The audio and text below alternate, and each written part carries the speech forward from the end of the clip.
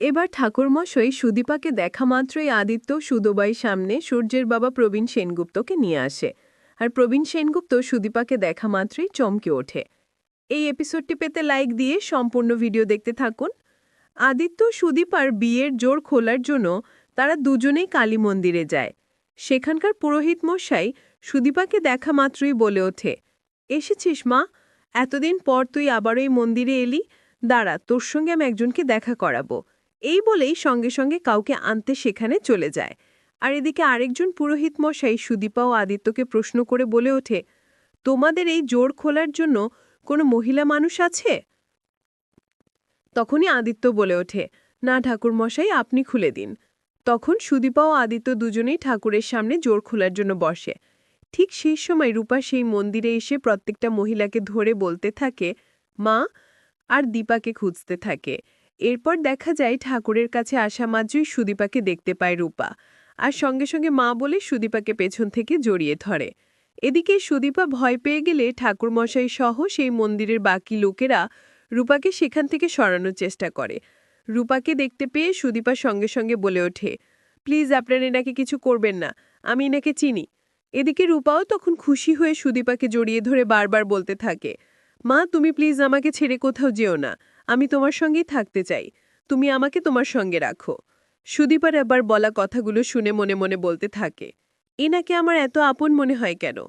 আমার মনে হয় এনার সঙ্গে আমার কোনো না কোনো একটা টান আছে। এরপর মন্দিরে ঠাকুরমশাই রূপাকে আদিত্য সুদীপার বিয়ের জোরটা খুলে দিতে বলে। রূপা বিষয়টা বুঝতে না পারলে সুদীপা নিজের থেকেই রূপাকে বোঝায়। আর রূপা কথাগুলো শুনে অনেক খুশি হয়ে নিজের হাতেই আদিত্য সুদীপার বিয়ের জোরটা খুলে দেয়। এরপর সুদীপা আদিত্যর সঙ্গে রূপাকে সেখানে রেখে চলে যেতে লাগলে ঠিক সেই সময় ঠাকুরমশাই একজন বৃদ্ধ লোককে নিয়ে সেই মন্দিরে ঢোকে। তখনই দেখানো হয় সূর্যর বাবা প্রবীণ সেনগুপ্তকে। এদিকে প্রবীণ সেনগুপ্ত সুদীপা ও রূপাকে দেখে চমকে ওঠে, আর সঙ্গে সঙ্গে রূপার কাছে গিয়ে বলে ওঠে, দিদি ভাই, তুই বেঁচে আছিস?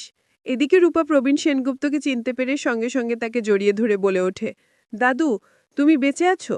আমি কত জায়গায় না তোমায় খুঁজেছি, এই দেখো, আমাদের মাও এখানে আছে। এদিকে সুদীপাকে দেখা মাত্র প্রবীণ সেনগুপ্ত মনে মনে বলতে থাকে, এ কি, এ তো হুবহু দীপা। সুদীপার কাছে গিয়ে বলে ওঠে, তোমার নাম কি? এদিকে সুদীপা নিজের পরিচয় দিলে সঙ্গে সঙ্গে সুদীপার নাম শুনে রূপার সকল স্মৃতি মনে পড়তে থাকে।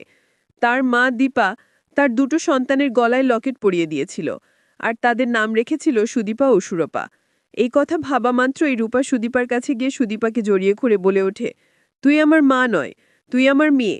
এই কথা শুনে সুদীপা আবারও অবাক হয়ে যায়, আর মনে মনে ভাবতে থাকে, এই মহিলার মানসিক সমস্যা, তাই হয়তোবা উল্টাপাল্টা কথা বলছে। এদিকে প্রবীণ সেনগুপ্ত সঙ্গে সঙ্গে বলে ওঠে, সুদীপা, তোর মা যা বলছে সবটাই সত্যি। তুই রূপাদিদমনের মেয়ে, যাকে দেখতে হুবহু দীপার মতন। এই কথাগুলো শুনে আদিত্য ও সুদীপা অবাক হয়ে যায়।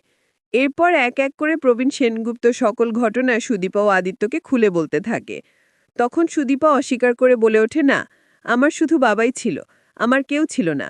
আমার জন্মের সময় আমার মা মারা গেছে, তাই প্লিজ আপনারা আমাকে এরকম কথা বলবেন না। একই রকম দেখতে অনেক মানুষ হতে পারে। কথা বলার পরপরই সুদীপা আদিত্যকে নিয়ে সেই মন্দির থেকে বেরিয়ে যায়। রূপা তার মেয়েকে আটকানোর চেষ্টা করতে ছুটে তার পেছনে গেলে একটা গাড়ির সঙ্গে অ্যাক্সিডেন্ট হয়। সেটা সুদীপা দেখতে পেয়ে সঙ্গে সঙ্গে গাড়ি থেকে নেমে রূপার কাছে ছুটে আসে, আর নিজেই রূপাকে হসপিটালে ভর্তি করে। এমনটাই দেখতে চলেছেন নতুন পর্বে।